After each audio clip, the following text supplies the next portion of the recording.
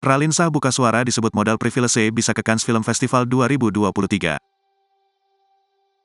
Raline Shah dicap dengan istilah Nepo Baby sepulangnya dari Cannes Film Festival 2023.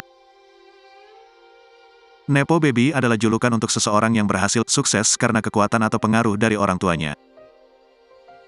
Raline Shah pun disebut berangkat ke Cannes karena privilege keluarganya yang konglomerat. Padahal, keberangkatannya ke Cannes Film Festival karena ia merupakan seorang brand ambasador dari perhiasan coklat. Raline Shah tertegun dengan kabar tersebut setelah menginjakan kaki kembali ke tanah air. Dengan wajah lesu, Raline tidak heran jika kiprahnya di sana bakal jadi buah bibir netizen. Raline Shah menegaskan jika prestasinya saat ini bukan semata-mata privilege keluarganya. Bahkan dia mengatakan, tidak pernah menggunakan identitas keluarganya untuk mendompleng prestasinya.